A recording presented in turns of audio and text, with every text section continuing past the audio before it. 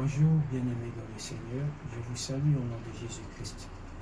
C'est l'apôtre Kadi. Aujourd'hui encore, je reviens vers vous pour parler au fait de la suite du thème qu'on a développé la fois dernière sur la cupidité, l'arme destructrice du diable. Là aujourd'hui, c'est la suite. On a expliqué c'est quoi la cupidité. La cupidité, c'est un désir, bien aimé, un désir qui dépasse l'entendement. Un désir bien aimé de la richesse, un désir bien aimé du pouvoir, incontrôlé. On a parlé sur l'histoire de Saoul, qui voulait détruire à tout prix la vie de David. Pourquoi? Parce qu'il avait compris que David devait régner à sa place. Il y a des gens qui ont du mal à accepter l'autorité des autres. Il y a des gens qui ont du mal à céder les pouvoirs. Il y a des gens qui ont du mal à accepter que l'autre soit élevé à sa place. Et il y a des gens qui font la course au pouvoir, la course aux richesses, prêts à détruire leur propre famille, prêts à détruire leur propre enfant, prêts à détruire sa propre vie, juste pour gagner la gloire de ce monde.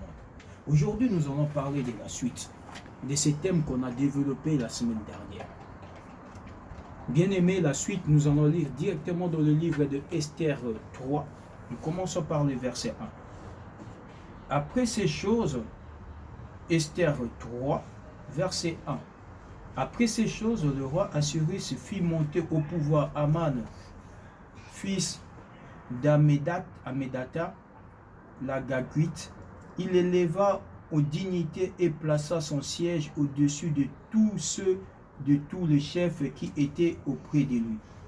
Tous les serviteurs du roi qui se tenaient à la porte du roi fléchissaient les genoux et se prosternaient devant Aman, car tel était l'ordre du roi à son égard. Bien aimé, là nous voyons l'histoire d'Esther. Nous savons tous comment Esther a été élevée roi, reine plutôt. Dieu a poussé Vasti à la faute pour que Esther règne à la place de Vasti, parce que c'était Vasti qui était la reine. À un moment donné, le choix de Dieu est tombé sur Esther. Après, c'est pourquoi la Bible dit dans le verset 1, après cela, le roi Assuérus, qui était le mari d'Esther, qui était le roi, il élevait Aman. Aman était tellement élevé que tout le monde devait fléchir ses genoux devant lui. Tout le monde devait s'incliner devant cet homme. Quand il passait, les gens devaient se fléchir devant lui. Quand il passait, les gens devaient s'agenouiller devant sa présence. Bien aimé, tel est le cas aujourd'hui. Il y a quelqu'un que Dieu va élever. Il y a des gens que Dieu va élever en grade, en dignité. Mais tu vas aimer que les gens viennent s'agenouiller devant toi. Bien aimé, ce n'est pas ça l'élévation. Ce n'est pas ça l'élévation. Quand on t'élève, tu deviens chef, on devient chef pour les autres. On devient chef pour aider ceux qui sont en bas. On devient chef pour s'occuper des affaires, des entreprises. On devient chef pour régler les problèmes des différentes personnes. Bien aimé, nous voyons la suite. Aman, lorsqu'il est devenu chef, il a commencé à combattre toutes les personnes qui refusaient à fléchir ses genoux devant lui. Il commençait à combattre toute personne qui refusait de fléchir les genoux. Aujourd'hui, nous voyons dans notre pays. Aujourd'hui, nous voyons dans le monde. Il suffit qu'il y ait l'opposition quelque part. On va chercher à tout prix à détruire la personne qui fait opposition. On va chercher à tout prix à détruire la personne qui refuse de fléchir les genoux. Bien-aimé, garde ta dignité. Bien-aimé, garde ton autorité. Si Dieu t'a élevé, il t'a élevé, ce n'est pas pour maltraiter les autres.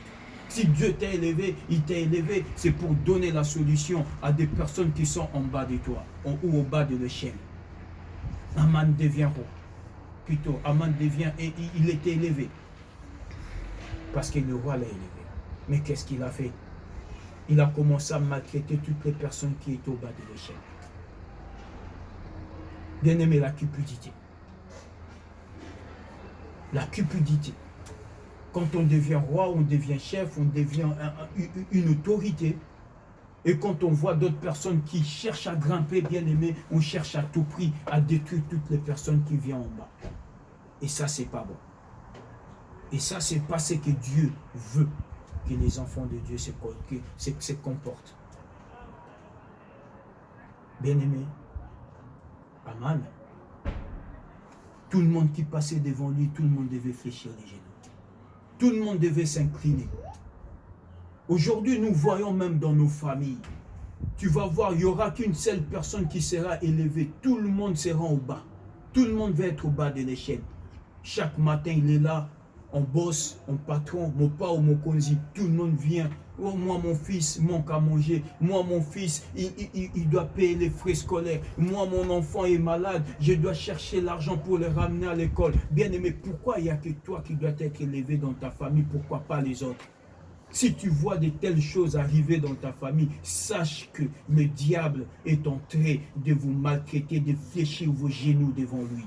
Bien-aimé, invoquez Dieu, afin que Dieu vous élève aussi. Tu ne peux pas rester toute ta vie en train de quémander. Or, la Bible dit, vous serrez la tête et non la queue. Si dans ta vie, tu cherches à demander à chaque instant, donne-moi, prête-moi, s'il te plaît, je manque la nourriture chez moi. Est-ce que tu ne peux pas nourrir mes enfants? Est-ce que tu ne peux pas prendre en charge mes enfants? Bien-aimé, la Bible dit, Dieu nous a bénis de toutes sortes de bénédictions dans le lieu céleste. Tu as été béni. Pourquoi tu vis toujours en dépendant des autres?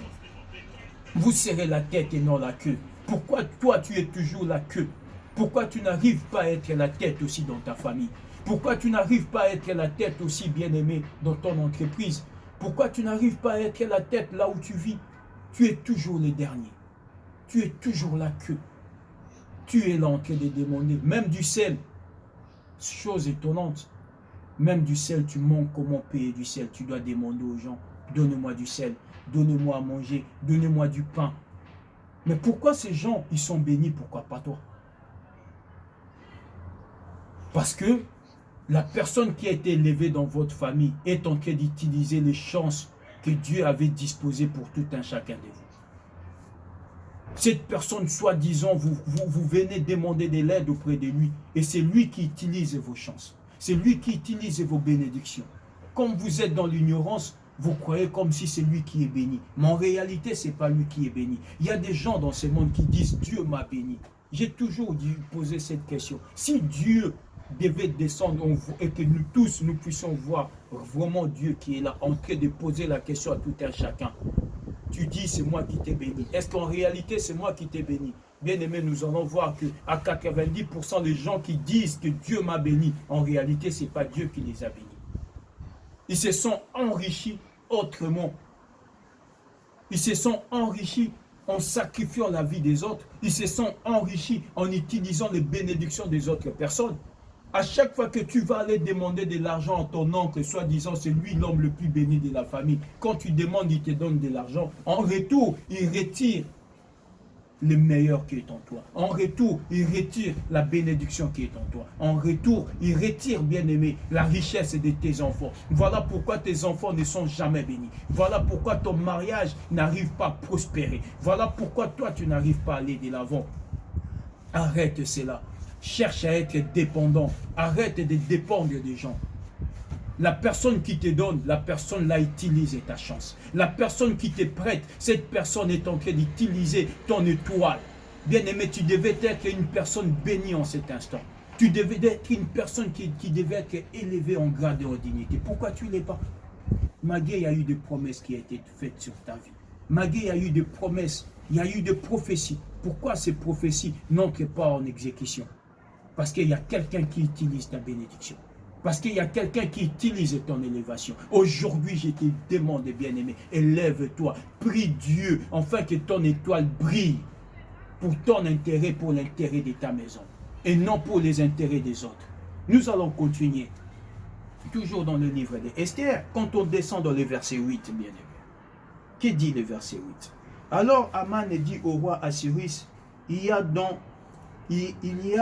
toutes les provinces de ton royaume un peuple dispersé et un peuple parmi les peuples ayant des lois différentes de celles de tous les peuples. et n'observons point le loi du roi. Le loi du roi. Bien-aimé, lorsque Aman a donné cet ordre que tout le monde devait fléchir quand tu plaçais, il y avait Mardochée qui a refusé de fléchir ses genoux. Il y avait Mardochée qui refusait cela. Et lorsque Aman a vu cela, le cœur d'Aman s'est enflammé. Comme j'ai dit, il y a des gens qui sont prêts à détruire les autres juste pour garder leur pouvoir, pour garder leur siège d'autorité. C'est ça la cupidité. Il y a des gens qui sont là, ils sont prêts à détruire les autres juste pour son mariage. Ils sont prêts à aller chercher des gris-gris pour convoiter les maris des autres, pour convoiter le foyer des autres, bien-aimés. Quand Dieu t'élève, sois tranquille. Si Dieu te donne, c'est là et pour toi. Personne ne viendra arracher ton mariage. Personne ne viendra arracher ton mari. Personne ne viendra arracher ta femme. Personne ne viendra arracher tes enfants. Sois dans le calme. Car la Bible dit, c'est dans le calme et la tranquillité que sera ta force. Mardochée était calme parce que c'était un peuple mis à part. Aman dit au roi, il y a un peuple mis à part qui refuse d'obéir aux lois établies. Bien-aimé, à un moment donné, tu dois refuser d'obéir aux lois établies. Dans nos familles, il y a des lois qui sont établies. Il y a des coutumes qui sont établies. Dans nos vies, il y a des lois qui sont établies. Mais ces lois, ce n'est pas pour ton intérêt. C'est pour l'intérêt du diable. Or, la Bible dit, tous genoux fléchissent devant le Seigneur. Mais les gens devaient fléchir les genoux devant Aman. Mais qui était Aman pour que les gens fléchissent les genoux devant lui? C'est ce que tu fais dans ta vie. Pour nourrir tes enfants, tu es prêt à fléchir tes genoux devant la personne qui te donne, qui te tend la main. Tu es prêt à fléchir tes genoux devant tes ennemis. Voilà pourquoi tu ne peux pas être béni. Aman dit au roi, ce peuple doit être détruit. Ce peuple doit disparaître. Bien-aimé, aujourd'hui, le diable est en train de te combattre parce que tu es un peuple mis à part dans ta famille. Voilà pourquoi tu vois les gens s'élever contre toi. Voilà pourquoi quand tu commences un projet, ce projet, tout le monde s'élève pour détruire ton projet. Tout le monde s'élève pour te mettre les bâtons dans le roue, afin que tes projets n'aboutissent pas. Parce que tu es un peuple mis à part, tu refuses de fléchir tes genoux. Refuses de fléchir tes genoux par rapport aux lois établies. Bien que nous vivons en Europe, bien aimés, nous avons vu toutes sortes de lois, des mariages entre eux, les homosexuels, les lesbiennes, et machin, les enfants ont fait ceci, il y a des pédophilies. Bien aimé, tu dois refuser certaines lois qui n'honorent pas les seigneurs, parce que toi, tu es un peuple mis à part. Aujourd'hui, les gens sont prêts à sacrifier leur vie. L'essentiel que je règne juste 5 ans, que les gens m'appellent patron, que les gens m'appellent boss, mon pao. Même si je dois périr, même si je dois mourir, cela n'est pas grave. Bien-aimé, la Bible dit à quoi va servir un homme de gagner le monde s'il doit perdre son âme. Tu es un peuple mis à part. Refuse de fléchir tes genoux. Il y a des gens qui vont venir te proposer des choses. Moi, je te l'ai dit, tu me suis en ce moment. Les gens viendront te proposer. Pour garantir ta place au sein de ton entreprise, viens. Moi, j'ai un gris-gris, c'est juste une protection. Refuse de fléchir tes genoux devant les diables. Les gens viendront te proposer, tu sais, ma soeur, pour que cet homme soit fidèle auprès de toi, pour que ton mariage dure à toujours. Viens, moi, j'ai un marabout. Il va basser ton mari, et comme ça, ton mari te restera fidèle. Bien-aimé, refuse de fléchir tes genoux. Dieu est capable de donner la stabilité dans ton foyer. Dieu est capable de donner la paix dans le monde ne peut pas donner. Refuse de fléchir tes genoux devant n'importe qui. Peu importe les circonstances, peu importe la pauvreté à laquelle tu es en train de subir maintenant, ne cède pas à la tentation. Ne cède pas, bien-aimé, aux lois établies. La cupidité. Ne cherche pas, non, moi aussi je dois régner. Moi aussi je dois bâtir. Moi aussi je dois construire. Oui, ton temps viendra. Au temps marqué par le Seigneur, si cela est la volonté de Dieu, tu bâtiras. Au temps marqué par le Seigneur, tu construiras. Au temps marqué par le Seigneur, tu auras des enfants. Au temps marqué par le Seigneur, tu auras un bon mariage. Au temps marqué par le Seigneur, bien-aimé, tu seras élevé. Car la Bible dit dans le livre d'Habakkuk, même si la prophétie elle tarde, attends-la. Attends-la car elle s'accomplira certainement. Bien-aimé, la prophétie s'accomplira, même si elle semble tarder, elle s'accomplira. Il y a une prophétie qui a été déclarée sur toi. Cette prophétie doit s'accomplir au nom puissant de Jésus. Laisse ces gens cupides.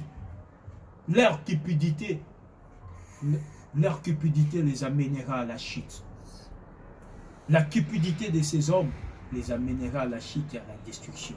Toi, garde silence et Dieu combattra pour toi. Bien-aimé, et lorsque Mardochée a vu qu'il y avait des menaces, Mardochée s'est mis en prière. Il a mis un sac pour prier.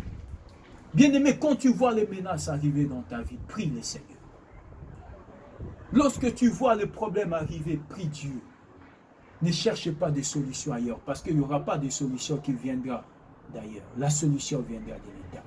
La Bible dit, je lève les yeux vers les montagnes d'où me viendra le secours. Car le secours me vient de l'Éternel qui a créé le ciel et la terre. Ton secours viendra que de l'Éternel.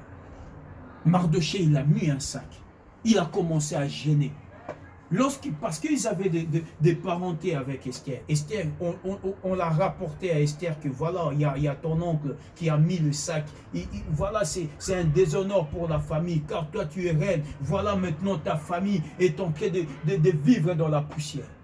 Esther a envoyé des gens à donner à Mardochée des vêtements. Mardochée a refusé les vêtements venant d'Esther. Tu dois refuser, bien-aimé. Quand il s'agit de prier, que personne ne vienne te distraire. La personne qui vient te donner à manger à chaque fois, à un moment donné, refuse cela.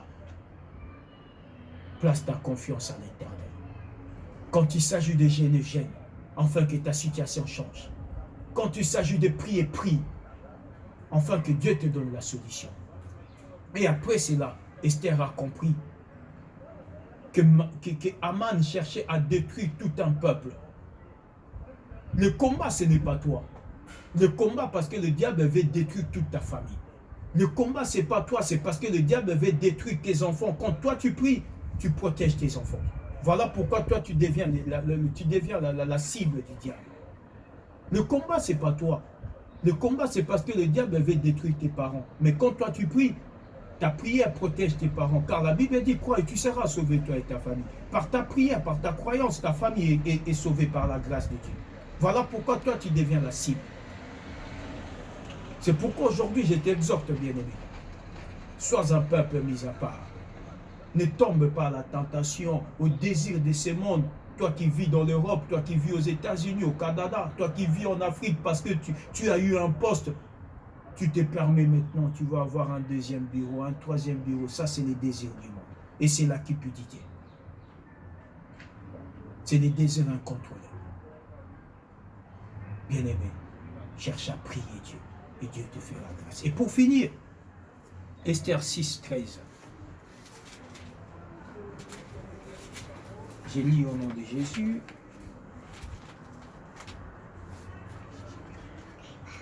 Esther 6, 13. La Bible dit ceci. Aman raconta à Zeresh, sa femme, et à tous ses amis, tout ce qui lui était arrivé, et ses sages. Et Zeresh, sa femme, lui dit, si Mardochée devant lequel tu as commencé de tomber est de la race des Juifs, tu ne pourras rien contre lui, mais tu tomberas devant lui. Sa femme lui dit, si Mardochée à laquelle tu commences à tomber aujourd'hui est de la race des Juifs, tu ne feras rien contre lui et tu tomberas devant lui. Pourquoi? Parce que Mardochée, quand il a mis le sac, il a commencé à prier. Mardochée avait déjoué un complot qu'il y avait deux personnes qui ont cherché à tuer le roi dans les temps anciens.